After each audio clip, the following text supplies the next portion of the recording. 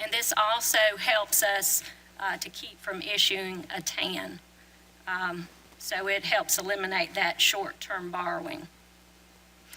In respect, the fund balance can be viewed as a tool that provide both flexibility and control when you have items like the things on the PowerPoint come up during the year. A healthy unassigned fund balance helps the district with a better bond credit rating, and a higher credit rating translates to lower interest rates when bonds are sold. Also, bond credit rating agencies view our unassigned fund balance as a reflection of the financial strength of the district. Historically, we have accumulated increases in the unassigned fund balance, and the administration has identified non-recurring needs and presented those to the board for approval. It's a good approach to reduce fund balance by non-recurring items.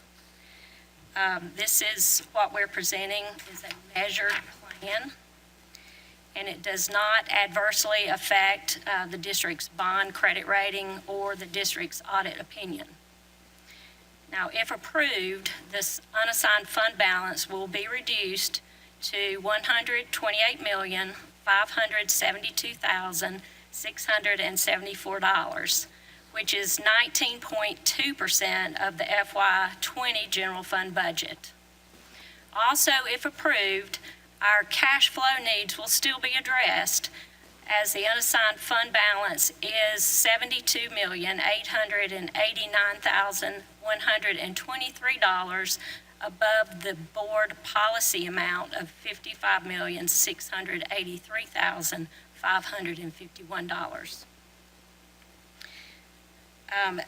You have received a narrative of the items requested, and Mr. McCoy, Mr. Davey, and Mrs. Gibbs will provide a brief overview of those items. So there are two items on the academics list here. The first one is Read 180 licenses. You probably recall last year and I think the year before, we gave reports on Read 180. This was originally purchased out of special ed money with some state money that they had, and so we have presented the results before of that. We've gotten some great results towards this is the program that addresses reading for kids, particularly that are below grade level in reading. And so we currently have 1,000 Language Live licenses we are using in middle and high school. However, our results of Read 180 are much higher than Language Live, and so this request would actually replace Language Live with Read 180 so that we are on the same system for both our general education population and our special education population. And then we did put some of the last year's results in there for you as far as growth of our students towards our reading goals. The second one is SchoolLink's career planning software. I referenced that a minute ago in our presentation. We currently have been using Naviance. That's about 6 years ago when we purchased that. That has, back in 6 years ago, there were not a whole lot of software vendors out there. So this year we looked again out to see what, now that our contract is up for renewal, to see what was out there. SchoolLinks was one of the vendors that provides career planning software. We did several focus groups you can see there, as well as some of the features. We brought this before students, parents, counselors, and overwhelmingly they chose the SchoolLinks over the previous career planning software we're using with our kids for usability and some of the other features that it has.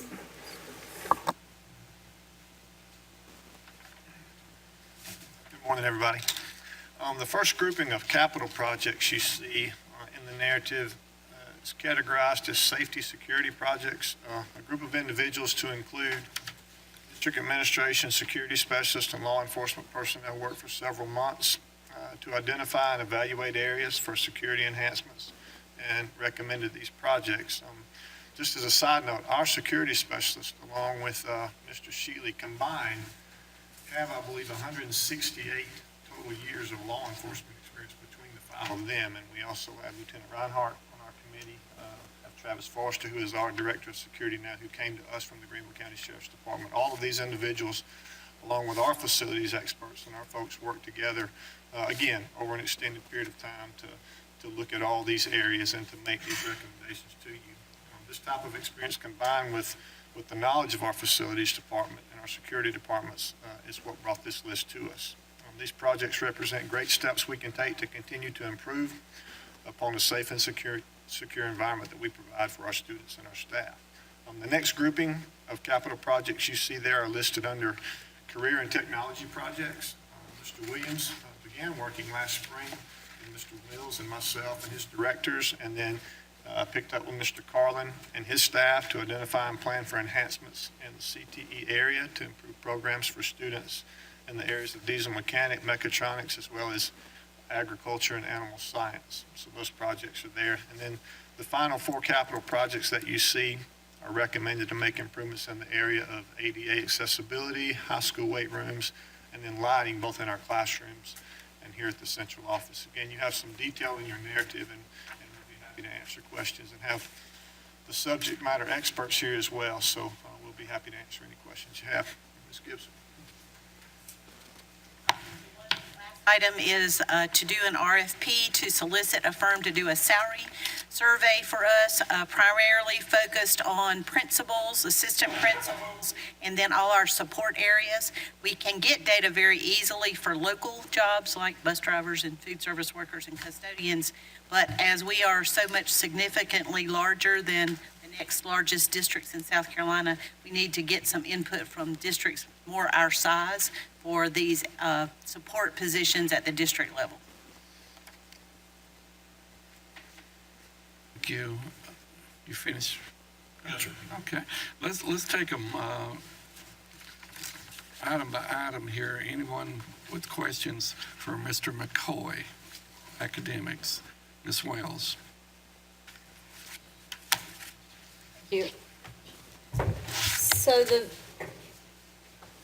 currently we have 1,000 licenses of Language Live. Yes, So ma'am. So we have, I mean, how much money do we have in our operational budget right now that we're using for that subscription? So that subscription of Language Live is currently coming out of state reading funds.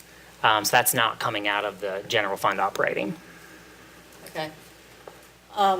So that's something the state provides free to us. and we're Yeah, looking at- yes, that money's also used for the classes that we have to pay teachers to take for that Read to Succeed. That's really what the money was designated for. As we ramp up, though, with those classes, we had money to be able to purchase some software out of that. We just knew in the future, though, as those classes build up, we won't have that money in there to pay for software either. And that would be an insufficient amount to pay for all this anyway. This is a Correct. couple hundred. Oh, it's like thousand. $300,000 Well, total. $300,000. Okay, so, and I'm not sure, still not sure I'm clear. So we get money from the state specifically for software purchase, for reading? It's not software, Just for read, Yeah, that money's really, it's a general category. That money really was sent down to help pay for the classes the teachers have to take as part of the Read to Succeed Act. Right. They allow you to purchase, to use anything that can support reading, they allow you to use that to purchase for. It's just that most districts like us realize as these classes ramp up, that the bulk of that money is going to be used to reimburse teachers for courses. okay. So we've been paying for these Language Live subscriptions Yes. in the operating budget, but we don't think, We've We been will be paying able- for it out of special state revenue, but not this number of licenses. This is both replacing the amount that we spent out of state reading fund revenue and adding to that to be able to address the needs predominantly at middle and high school. So it's a twofold thing. We're spending maybe $300,000 We're spending, yeah, now. That amount will decline over time as more teachers have to meet the Read to Succeed certification requirement, because we'll use that money to to offer the courses, because we have traditionally provided those at no cost to our teachers. We've been able to do that. So so, this is an expansion and a replacement, both. okay, and that's a certification. That certification class is a one-time class, or is it a continuing education? it is one time, but it's one course for elementary, there's one course for secondary teachers, it's 4 courses for elementary teachers. Okay, and we're covering that through those funds as part of our operational budget. As part of special state revenue. Yeah. It's a special state revenue fund. It's not coming out of our operational budget. Okay, so, I believe that's correct, is it not? Yes, so the reimbursement and licenses are coming out of the reading special revenue. okay, and so we used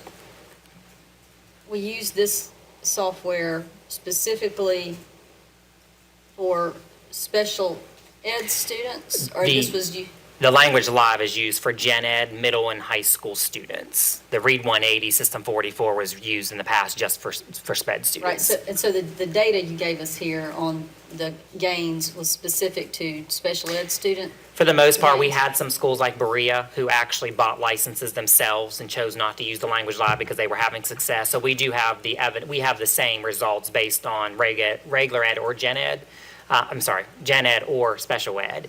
So yes, there's a small percentage of that was actually regular ed students, gen ed students as well. Okay, so what you didn't include here is a comparison between, it says Read 180 license, here's the improvements the students saw versus the Language Live, and here's what they saw.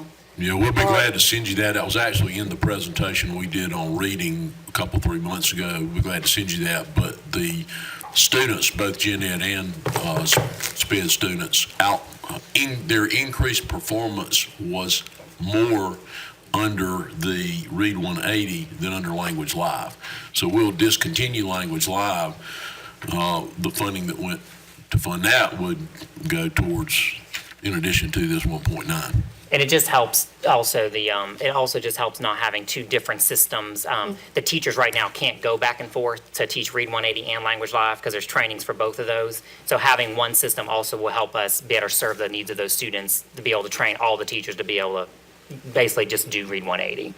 Okay, so with the reading intervention, the literacy improvements we're trying to get, are we using, is this our only approach? Or they're getting this, plus they're getting additional instruction? Yeah, so one of the things we liked about Read 180 as well was that it's really a blended model. So if you would walk into a classroom of this, there are kids actually on the computer, personalized learning instruction. If you're on a first grade level and I'm on second grade, third grade level, it's personalizing the reading instruction for those kids. But the teacher is also pulling small groups of students as part of that rotation. So it's not just a go in the lab, sit in front of a computer type situation. It's actually a blended approach to that. And then in addition to that, some students, yes, depending upon their severity and their schedule, they would be getting some additional support as well in those classes. So special ed getting more than a gen ed student that's behind in literacy, or? I wouldn't necessarily say that not necessarily they're getting. Now, if they're at the lower levels, depends on what their IEP is going to say as far as what they have to have. They may get additional support depending on the IEP. A lot of the students though that are in the special ed are using this as their literacy intervention, particularly in middle school, and then they may have additional things written in their IEP for support. So the Language Live doesn't have the same sort of instructional component? It's a little bit more computer-based. It is not as blended as an approach to intervention as the Read 180 System 44 is. And then how many years of license is this? This is 5 years. And are you getting a discount because the Yes, bank provides? heavily, yes.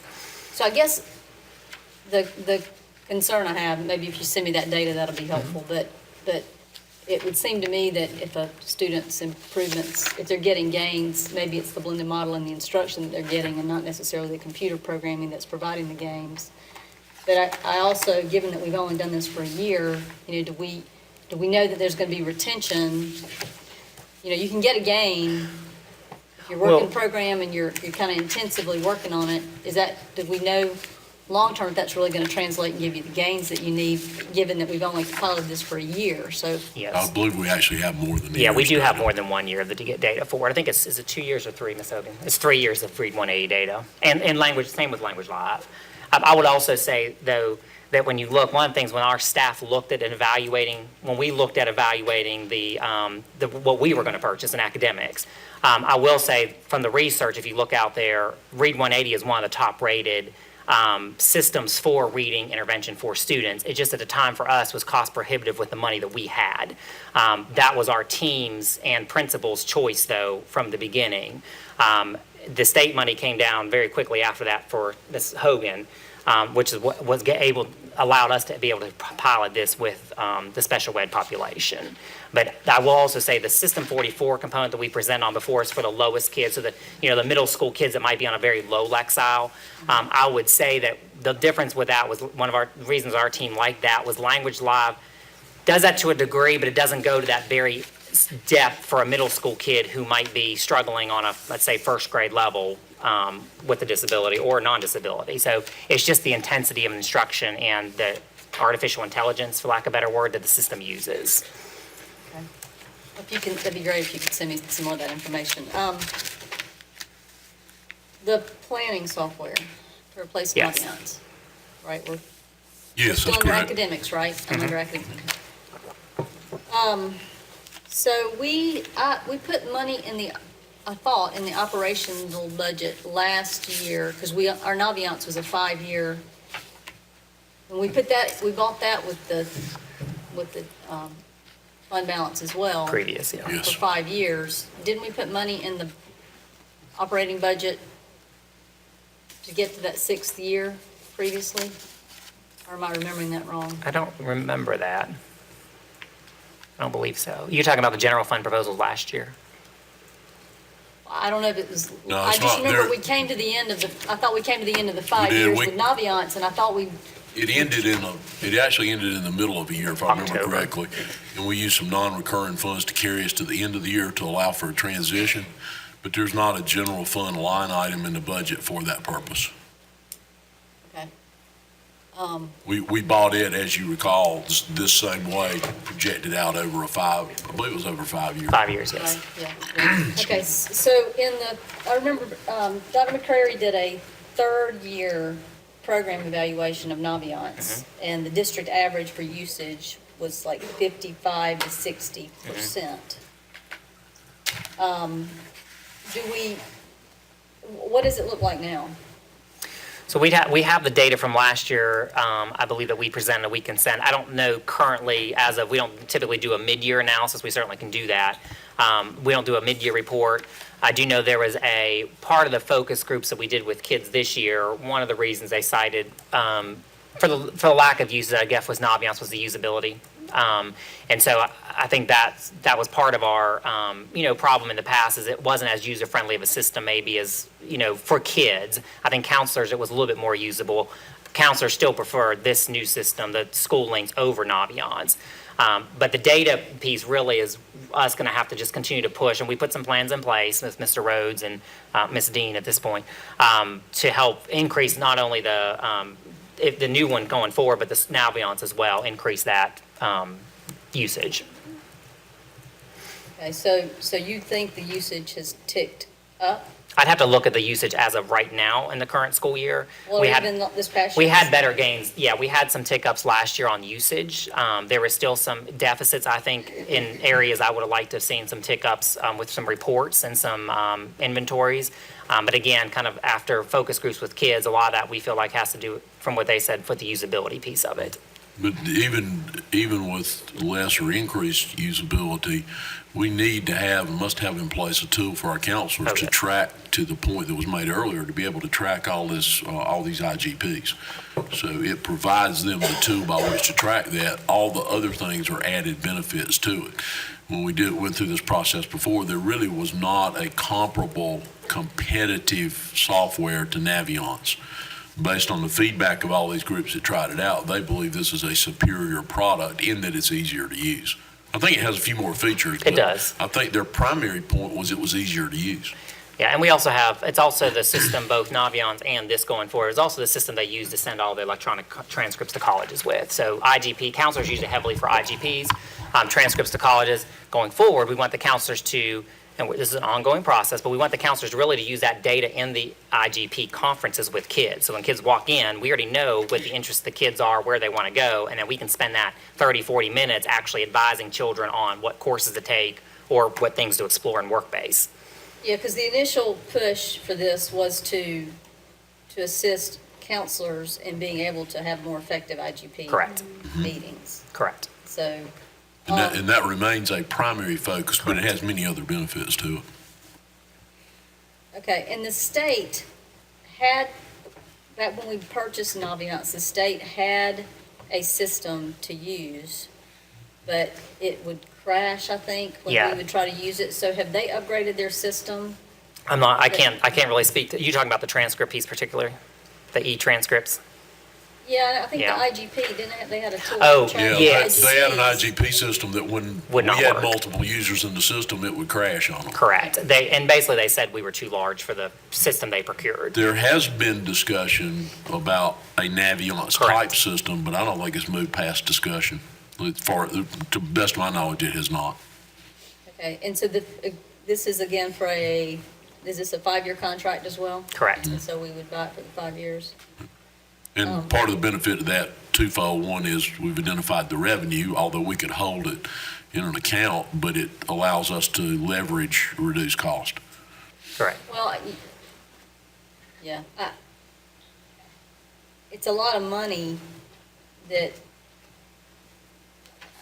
we do need to track IGPs, but I know there were some high schools that were doing a great job of tracking their IGPs with spreadsheets and things that they were able to use and look up data. So I guess I'm just thinking, after 5 years, and if Naviance use is still only around 60%, and then you look at what they're using it for and what they're doing, a resume builder.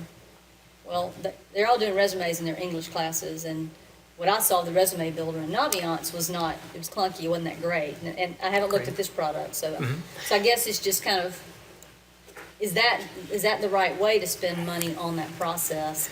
I know we already have a software program, but just Right. instead of us saying, yeah, we should purchase a better software program, have we really evaluated where those processes are, what we can do with the state now, what we can do with other things, and figured out if there's, Yes, There is nothing new at the state. There's Correct. been discussion, but there is nothing new.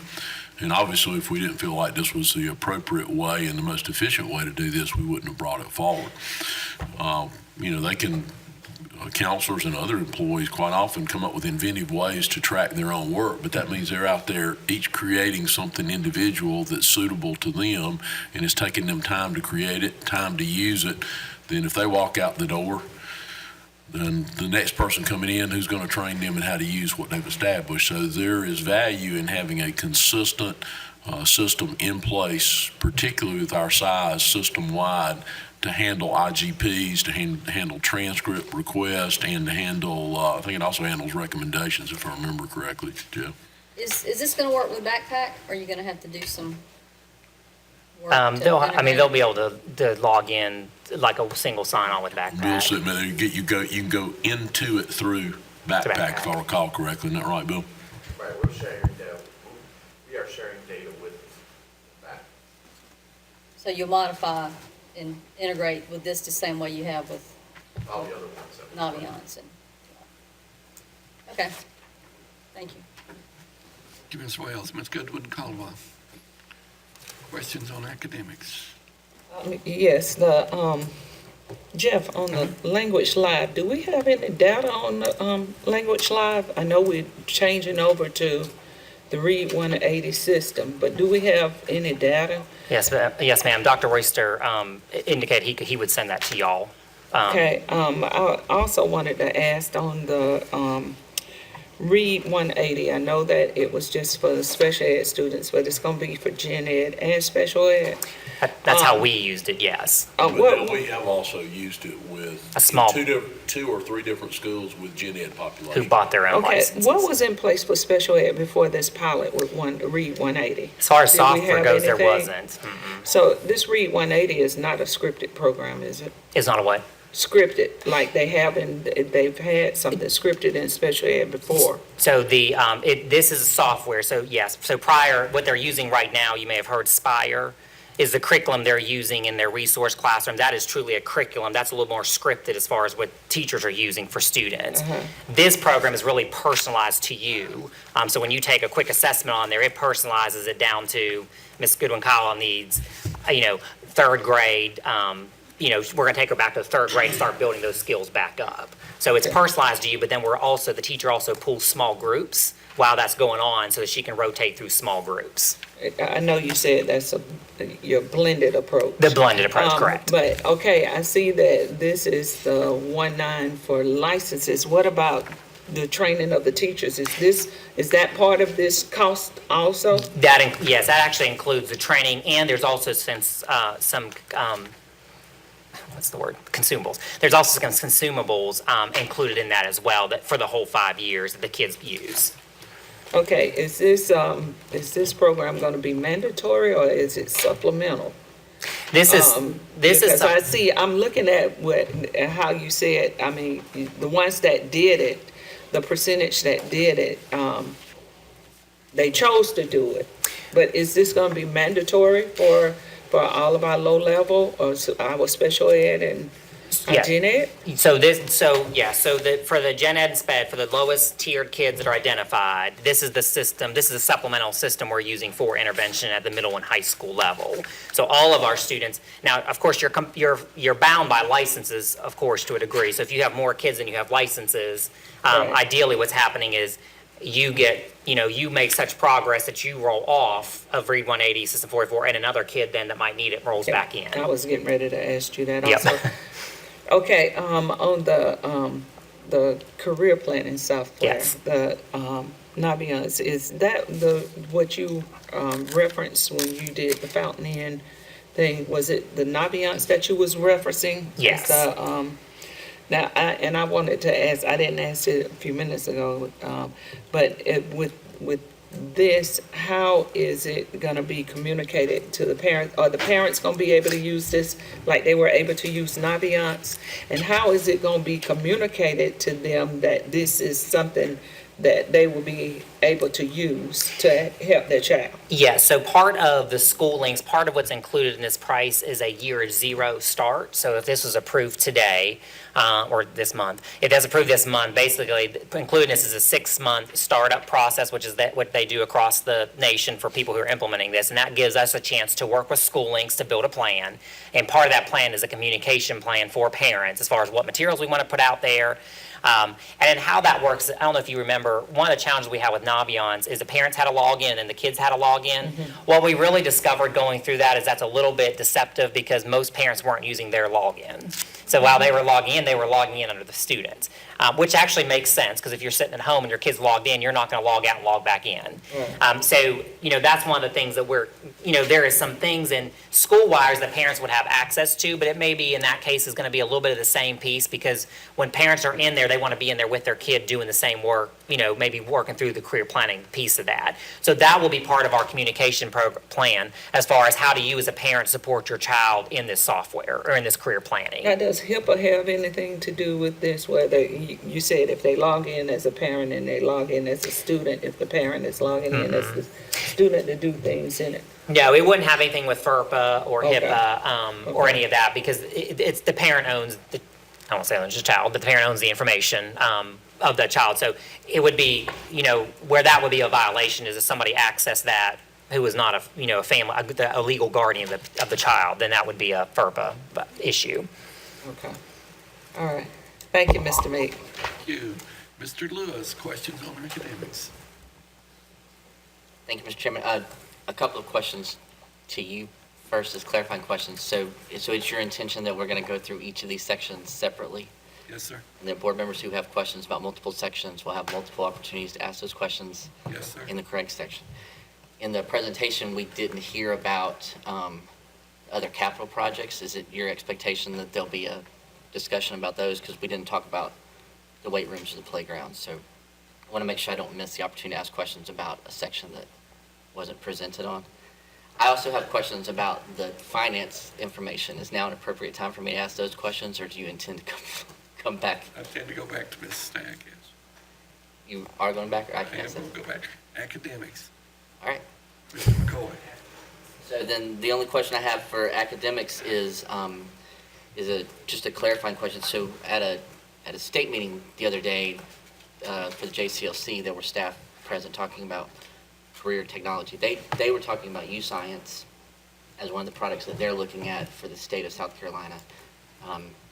So I just wanted to make sure, I don't know if you're familiar with it or how it would complement the School Links program, or is it something we could wait on and use? Just any thoughts about it? It's not really something we could wait on. I don't want to say anything bad about the state, but I don't know what their timelines are not always our timelines, obviously, and they've honestly talked about, even before we procured Naviance, they were talking about a statewide career planning software, and we're still 6 years away, and they've made no movement on that. Okay. As Dr. Royster said, though, we've got to have a career planning software, so it's either extending the Naviance contract another X amount of years, or switching to the one that our users are saying is more user-friendly, that they feel like they would actually use and get benefit from.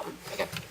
The other question I have is, I know when we originally did some presentations on Naviance, different schools were using it at different levels. And so I certainly appreciate the general perception that things were working better, but I know J.L. Mann, for example, had a really high usage rate. Correct. Did the schools that had a high usage rate of Naviance feel like this would be also something they would use, or are we going to see a shift that some schools are now going to use it less because they liked what they had? Yeah, I think every group we presented this to had nothing but positive feedback on the school wires. I think, to your point, I think there are some schools that had some systems in place, some better systems maybe in place. And so we tried to replicate that for the first year of the data. We tried to replicate that across some other schools, and we made some gains in that. But I also think it was, we were running two things parallel. One of those things was also running, helping counselors shift to the new expectations, shall we say, of the IGB process, not just a checklist, but actually doing this to truly plan for kids' careers and paths. So and again, they're busy, and so I think it's just helping them understand how to prioritize that and show them how this would be useful. Mr. Lewis, thank you. While we've got a break here, I'm going to extend for 30 minutes. Any other questions on academics? Yes, Mr. Suddeth? just got one. Okay, go ahead. Mr. McCoy, Yes, sir. the second paragraph here on this Read 180 license, 361 high school students. And what it says here, could you give me that broken down as to which one of those 361, how many were general, how many were special ed? Yes. And what grade they were in? Yes, sir. So for Read 180, all of these would have been special ed, because in the past, this was the only thing Read 180 was used for, except for those few cases, and we can give that breakdown to you, but for those few cases that we're using with their gen ed population, but that's a very small number of that 361. I'm trying to understand, do we have students who can't read? I'm sorry, I missed the last part.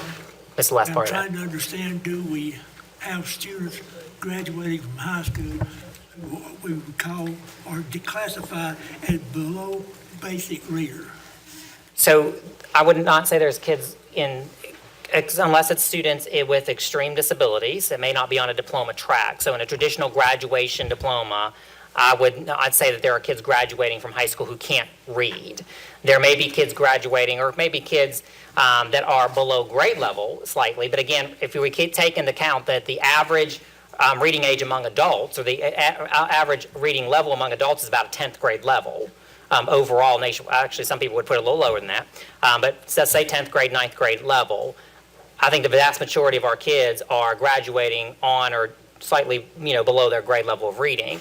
What I would say is that with the Read 180, again, this was being used for special education students who were a little bit further behind in their 9th grade. This is primarily 9th grade, I believe, Ms. Hogan. Primarily 9th grade? Yes. For Read 180, primarily 9th grade? So primarily 9th grade, and we get you a breakdown of those. So the whole idea is that we catch the kids earlier in 9th grade, 10th grade, so that we can get them back on track for their last 2 years of high school. Make sure I understand, Mr. McCoy. We got 361 high school students, and they all are special needs students. In this case, I'd say 90% of the kids in that 361 were special ed, yes. Are these special ed needs students that are those that are on a diploma level or on a certificate level? I believe, Ms. Hogan, these would make up both students who were both on certificate or both on diploma. Just, how do they get into this program? So they are assessed, in both cases, they would be assessed at their previous level. So if it's eighth grade, if it's high school going into ninth grade, they would be assessed. There's an assessment in the program that actually says to the kids, this is the Lexile level you scored at. And so then we would either put you in System 44 or Read 180. Okay, so what we're saying here with those students here, 90% of them were diploma students, 10% were, No, sir. What I was saying is that we can get you the exact breakdown, but about 90% of those kids would have been special ed kids for the Read 180. We'd have to get you the breakdown of which kids were diploma versus non-diploma of that group. I don't need that. Okay. Thank you, that's all I have. Thank you, Mr. Sutton. Anyone else from Mr. McCoy? Hearing none. Next item, we'll move to capital projects for Mr. Davies. Do I have anyone wishing to ask questions? Mr. Lewis? Are we going to do capital projects one section at a time or just safety and security? Them all at one time.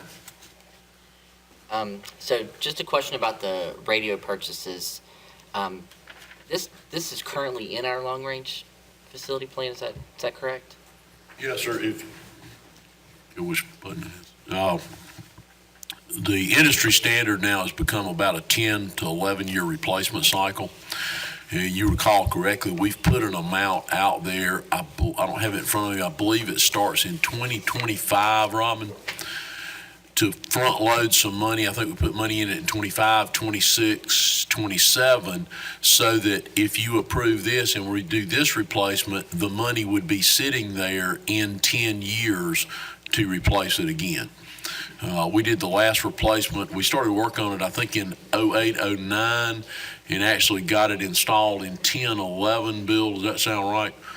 That one was largely funded through that RIMS grant that we received. Not totally, but substantially funded through the RIMS grant, the Emergency Management in Schools grant. So this is just kind of standard life cycle replacement. This will get us to that marker that we have for the future. The next question is about the wired glass for classroom doors. So $300,000 will replace every classroom door in the district? It will replace, like the window light in that door right there, that glass would come out and the wired glass would go in, making it extremely difficult to penetrate the greatest point of vulnerability in the door. And then can you provide some more information about the secondary containment via partition? How is that different than what is currently at most of our schools? What that will provide for in schools that the design allows for it, there would be another area beyond the one that you're accustomed to passing through that should an incident occur, it can also be locked off from the rest of the school. So if you got through the door leading out of the office, you'd then be contained in a second area. Okay, so I walk into the office, I somehow force my way. Now I could force my way out into the hallway and be in the school. Given an amount of time and effort and depending on what you used, you might could penetrate that door and get out into the next area.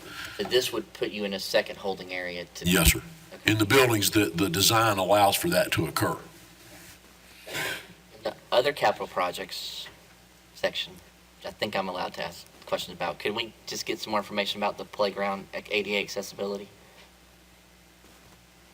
You want to speak directly to that because it involves a number of characteristics, and there are different, I won't say deficient, but there are different deficiencies by playground, but this brings them all to a level of accessibility. Mr. David? Yes, sir. Shane Wyndham, Terry Mills, and now Scott Carlin's worked with an architect to go out and look at our sites. And basically, it comes to access to the play areas, to the surface around the play areas, and then in some cases, pieces of equipment itself. So they've evaluated every location, and they've made markers to where those things need to be done. And then we worked with Ms. Hogan and her staff to identify where those priorities were, where to start. And so that's where we're starting. And then this amount of money will take care of all the elementary schools and CDCs, given those parameters that the architect looked at and gave us recommendations on. So some schools, the issue is like just having a sidewalk that gets you to the playground. That could be correct, yes, sir. Path to the playground so that a wheelchair could Yes, sir. And so that's part of this, is every schools that need that would have that. Correct. But then some other schools, it's actually structural changes to playground equipment? Yes, sir, and it could be a piece of equipment if a location doesn't have a specified number of pieces of equipment for a population, then that was noted. And so those are the basic areas, the equipment itself to get to the play area, and then the play surface itself as well.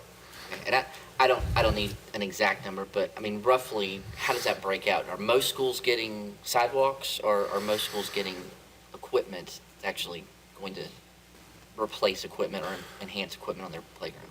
I think we could probably send you a list, Shane. I'm going to defer to you for 1 second. Could you, off the top of your head, give a breakdown? Yeah, I believe all elementary CDC, some amount have a sidewalk. All have the accessible capacity inside the play. There's not a lot of actual ADA equipment that's needed. There's swings, small pieces of that. This is mainly the accessibility. Okay. Most every school, just depends. Some schools have a playground that's closer to a sidewalk, leading from the school. Some schools have one way across the field from the school. There will be obviously a lot more sidewalk reaching the playground. It's just different for every site. Some have a greater elevation. Okay. But generally, I mean, some schools have seen this and seen, if you break out this by the number of elementary schools and CDCs, it's about $50,000 a school, and they're thinking they're getting $50,000 for a playground. That's probably not the case. No, sir, that's not They're correct getting at all. money for concrete and Yes, sir, flooring. that's correct. Okay. Can we talk a little bit more about the weight rooms? Sure. So this is something that I know originally there was a 12-year plan. It terminated actually in 2030, I believe. Isn't that right, Robin? The original weight room addition plan, the last year of funding was 2030. That's correct. So this is a plan to escalate that, accelerate that schedule. Yes, sir. This is I guess the first phase of that. We will also bring to you a recommendation in January to address this pulls 6 up into 2020. We're going to bring you a recommendation in January involving using building fund, because we have some revenue and excessive expense there. And based on our current projection with that, it would complete all of them by 2024. Now, it's a little trickier dealing with the building fund, because we got to make absolutely certain that we don't have a cash flow issue at any point.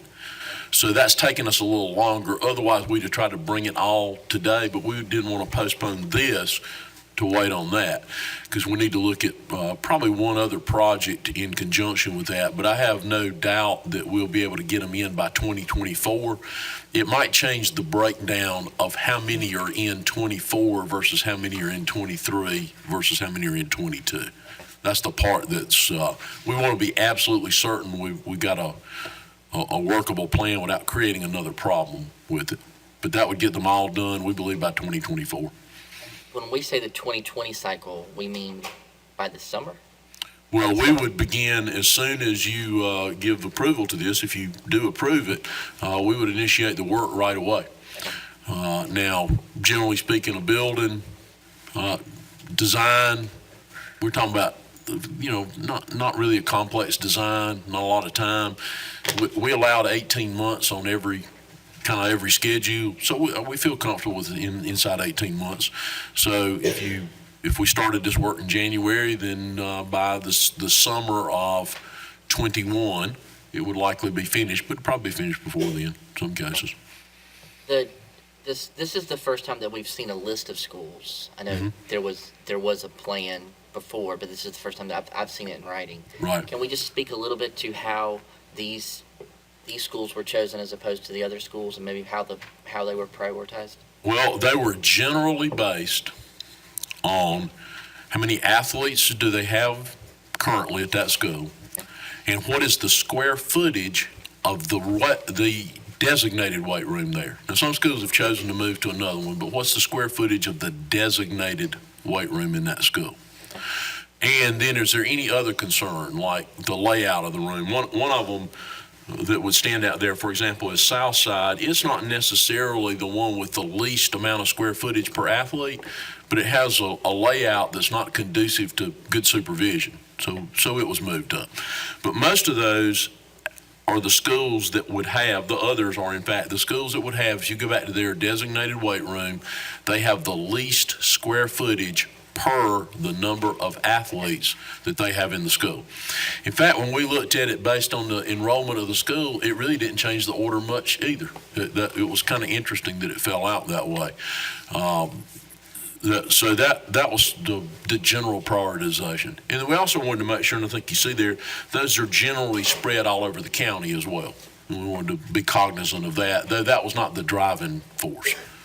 These are essentially the most crowded weight rooms. If you go back to what was their designated space, now some of them have taken their mini gym and put their weights in there. Well, what that means is, and we looked at that as well, they had to give up something else. One of the things we looked at, for example, was do they have an ROTC program? Some of our high schools do, some of them don't. Well, if you have an ROTC program, that's a space for your indoor drill. A day like today, they're probably not outside. I assume it's still raining, but they're not outside using that drill pad. They have a drill pad outside, but that gives them space to use inside. The best standard was a gym, a mini gym, and a multi-purpose room. Now, we got schools that were renovations, so they don't have exactly that, but that was the best standard. And in some cases, they've moved into that multi-purpose room, and maybe in one case into a mini gym. So we tried to look at that, comparing things that were to a degree inequitable to start with, and we're trying to reach an equity forum and trying to do it in somewhat of an, as best we can, an equitable order. The last question I have is, when you look at these 6 schools, how many of them do we envision we're actually building a new structure for, and how many of them are we renovating existing space to be? All of these would be a new structure. These are new add-ons. These would all be a new structure. Now, when we get down to some that are really different, Greenville High would be an example. East Side would be an example. They're really different. We might have to look at something a little different there, but they, at the end of the day, probably still going to get an additional structure of some kind. But we might have to look at them differently because of one of the things we would want a weight room to be, we think, ideally proximate to the building, because they're not just used by athletes after school, they're used by weight training classes during the day. And if you think about the layout of some of our grounds and our buildings, we have some challenges there with getting one physically attached to the existing school. Thank you. Yes, sir. Mr. Sailors.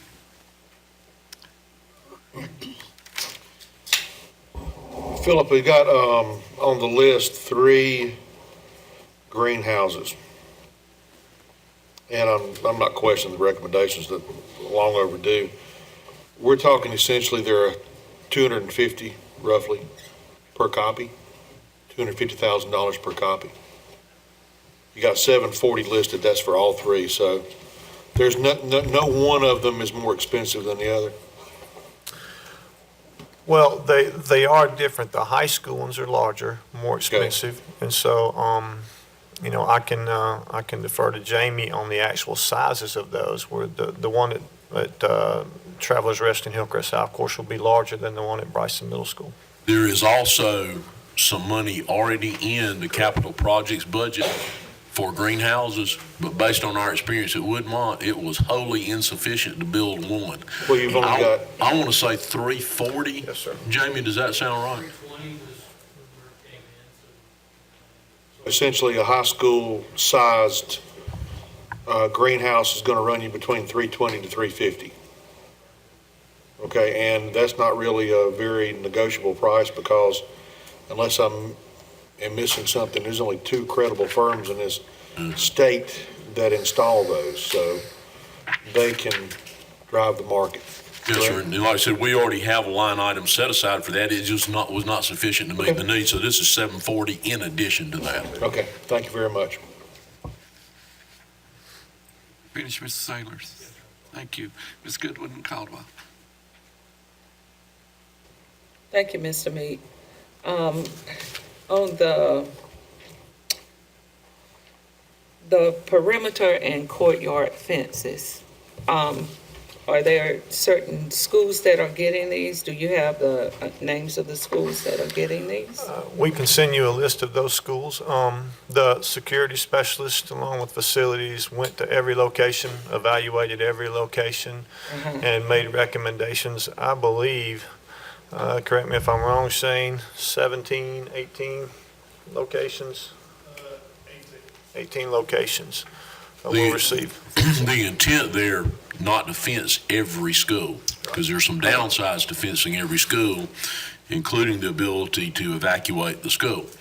So to elaborate a little on what Mr. Davey had said, not only did the security specialist, they're assigned regionally, they didn't just do their schools. All of the security specialists went to every site and reviewed it. They discussed it with the administration at that school and reviewed it. So what they came up with is fencing that they believe is necessary to minimize intrusion, maximize the ability to evacuate the facility, and also not make it look like a stockade or a prison from the exterior. So balancing with greater weight given to safety and security, but balancing those two things. Most of these elementary, middle, or high schools?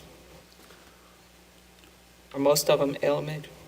I'm in particular interested in one to see if they're getting fencing because I've been talking about it for years. Yes, ma'am. Alexander.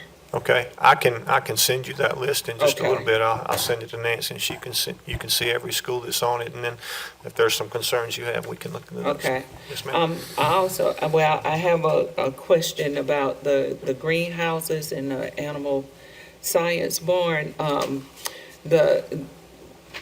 How do they choose who are able to have this ag science program at the school? What if another high school wants ag science?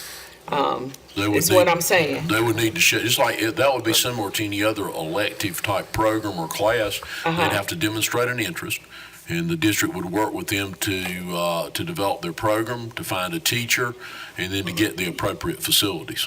We have ag programs in,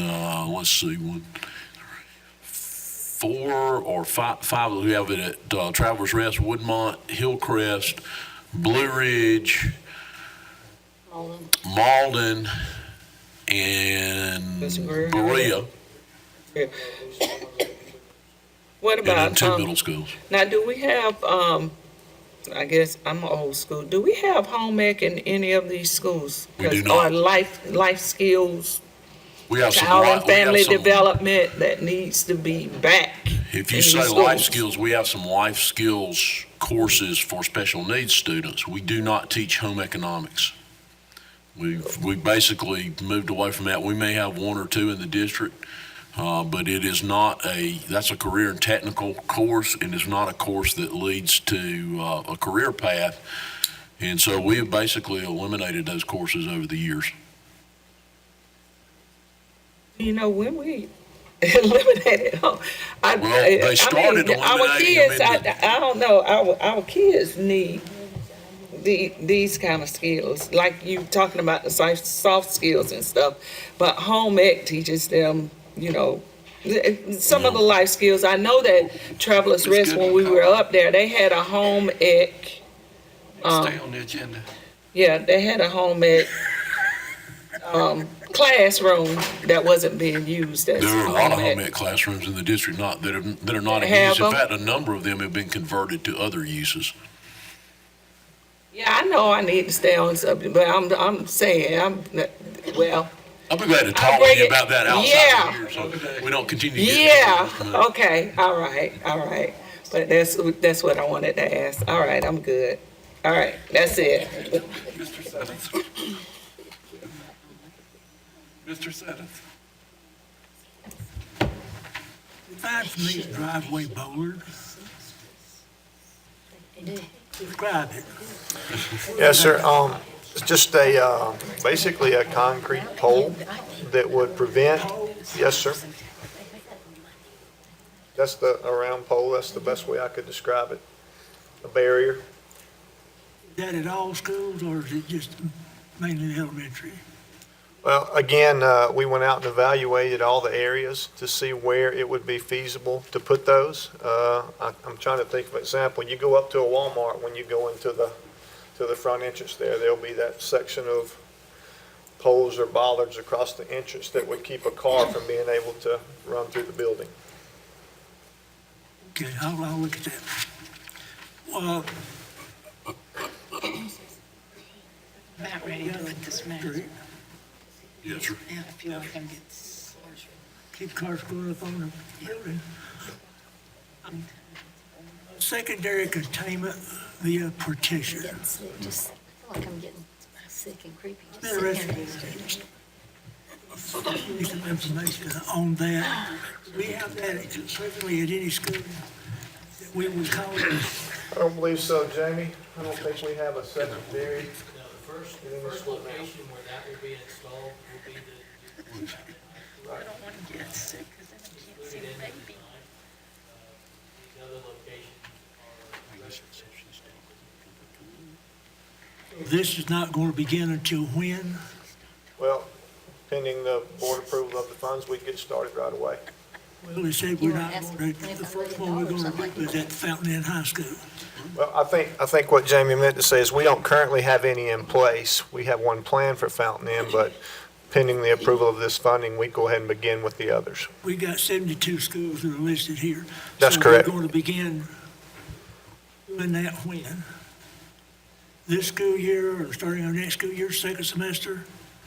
Depending on the approval of the funding, we will be. The funding is approved. We'll get started on it. Okay, Mr. Meeker, you've lost control of the meeting. Well, was the question specifically about the bollards? Yes, sir. How So quick? they're about all these. When will we get started? In a secondary containment petition. We will, Works. we'll start on all of these as soon as you all, if you do, assume you approve the funding, based on your assumption, approve the funding. We'll start on these right away. Now, obviously, we are limited in that our staff can only do so many things at a time. So there'll have to be some prioritization to this. I would really just like to see when we start one on that, to let me take a look at it, see what it is and what Okay, the secondary containment area, we'll do that. what it guards against, so forth. I'm really just interested in, the amount of money is something else, but if we're gonna need to do this at 72 schools, Well, one of the issues with that, the design in some of our schools just doesn't provide a way to do it. So that's the reason it's not all of them. I'd just like to be more Sure. knowledgeable about that and see an example of it. That's all I have. Thanks, sir. Ms. Wells. Thank you.